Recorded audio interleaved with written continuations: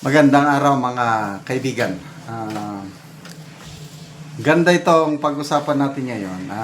Bigyan natin ng reaksyon, opinion itong Facebook reel posted by Salik Daurong. Title lang dito is, Na Real Talk si Congressman Abante, di makasagot.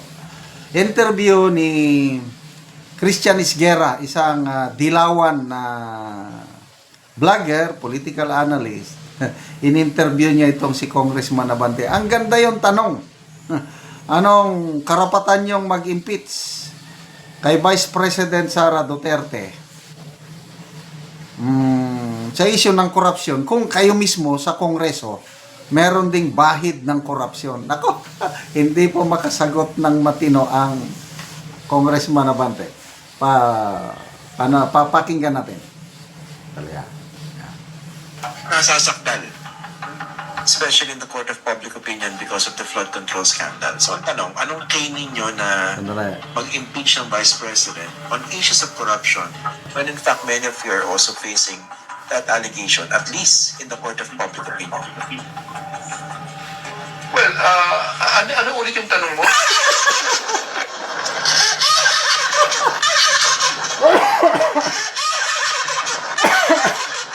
Ano ulit yung tanong mo? Ano ulit yung tanong mo? Ano ulit yung tanong mo? Mag-i-impeach kayo ng Vice President on issues of corruption, at least. Kung marami sa inyo, nasasakdal din sa court of public opinion, at least, sa issue ng corruption. Nasasakdal. Isa. Especially in the court of public opinion because of the flood control scandal. So ang tanong, anong kay ninyo na mag-impeach ng Vice President on issues of corruption when in fact many of you are also facing that allegation, at least in the court of public opinion? Well, ano ulit yung tanong mo?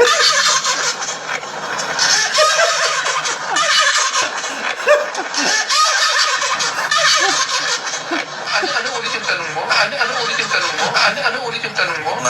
Mag-i-impeach kayo ng Vice President on issues of corruption, at least. Kung marami sa inyo, nasasakdal din sa court of public opinion, at least, sa issue ng corruption.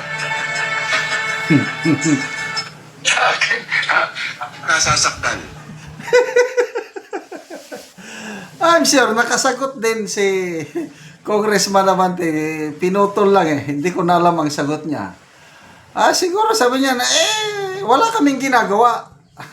Basta itong si Abante. Bishop kasi, pastor Ang tingin niya sarili niya malinis. Sinabi niya, magsisi na kayo, kayong mga magnanakaw sa gobyerno. Malinis na malinis ang tingin niya sa kanyang sarili. Hindi daw siya magnanakaw. Okay. Kaya, I don't know paano niya sinagot yan. But, in fairness, itong kay Christian Isguera, anti-Duterte ito. Kaya lang, ang ganda yung tanong niya. I-impeach nyo ang Vice Presidente on issues of corruption. Kayo mismo, meron ding bahid ng korupsyon sa Court of Public Opinion. Yan. Ang tingin ng karamihan talamak ang korupsyon sa Kongreso. Kanina, o kahapon pa ito nagsimula, may kumakalat na post, Biz News Asia, yung business news in Asia. Cover story nila, the biggest criminal syndicate in the country is Congress. Na hindi pinalampas ni Edo Manzano, sinabayan din niya ng konting patutsada na nito, Pilipinas daw, kung ang korupsyon may sama sa Olympic sport. Paano may sama? Olympic sport ang korupsyon. Pilipinas, sure winner. Atin ng gold, atin ng silver, atin ng bronze. Dahil isa tayo sa pinaka-corrupt na bansa, hindi lang sa Asia, kundi sa buong mundo. Ano ba yan? Kasi tingin ng mga, hindi naman pera de los buenos. May mga matitino ring kongresista. But it seems na yung iba, normal na lang yun. Biruin mo yung budget natin, binalahura nila. Well, may corruption na forever. Kahit saan, kahit anong administrasyon, kahit saang bansa may corruption. Kailang itong administrasyong ito, grabe, talamak ang corruption. Yung, lalo na, flood control pa lang yan na-expose. Wala pa yung farm to market roads. May mga ghost hospital, may mga ghost students. Grabe. Halos lahat. Mayroon bang corruption sa AFP, pagpapatayo ng mga infrastruktura para sa mga sundalo. Although, walang kasalanan ng AFP. Dahil hindi sila nag-implement ng project. DPWH pa rin ang may kasalanan. So, there is so much corruption. Oh, sinampahan daw, puno ang Pangulo ng impeachment dahil sa corruption, dinismiss kaagad. O, ito na, Vice Presidente na. Sabi ni Congressman Eli San Fernando, nakikita niya, lulusot at lulusot yan sa Committee on Justice. Papasa. So, ibig sabihin, aakyat sa plenaryo. So, dyan na ang tunay na labanan. Makakakuha ba ng enough votes, 1/3, para ang impeachment ni VP Sara is aakyat sa Senado. Ang prediction ni Congressman Eli San Fernando, which I agree, is mahirapan makakuha ng 1/3. Hindi katulad nung last year, February 5, may promise of, according to Congressman Tiangco, merong pundo na nakalaan pang pipirma. Kaya ang bilis, pirma kaagad. Hindi na binasa yung articles of impeachment. Hindi alam kung ano yung kasalanan. Kasi kung congressman kang nag-endorse, alam mo kung ano yung kasalanan ni VP Sara. Kaya iakyat mo sa Senado, kakasuhan mo siya doon. Ang kanila, wala lang. Basta pirma. Basta may pondo. Ganon ang nangyari. So, mahirapan daw sila ngayon. I hope so. Kasi wala nang padulas, wala nang pundo according to Congressman Toby Tiangco. Hindi katulad last year. Dahil wala namang padulas, bakit pa ako pipirma?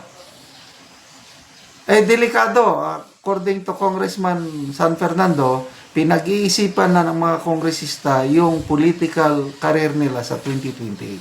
Sana naman hindi sila makakuha ng sapat na bilang para ma-impeach si VP Sara, aakyat sa Senado ang kanyang kaso. Salamat mga kaibigan sa inyong pagsubaybay sa ating channel. Nakakatulong kayo ng maigi sa tribong Talantig ng Bukidnon dahil ang income natin sa channel na ito is pantulong sa tribo. Namimigay tayo ng libreng yero at pako para makapagpatayo sila ng mas maayos na tirahan. Panoorin nyo ang video na ito. Huwag muna ni si Auntie ang matagaano gyero nga dako kayang pasalamat. Dako nang kay naabutang kay sen kuan. Salamat kayo dagpaayo sa among pagkuan. Huwag muna ni ang balay ni Auntie nga mga buslot na luag na gid kayo ang Salamat gid mi kay mailisan gid Buslot. ni among atop kay wa tigid ni so, gato. luoy na gid kayo silang Auntie So tungod sa kidugayon daga na kay mga buslot ang iyang balay.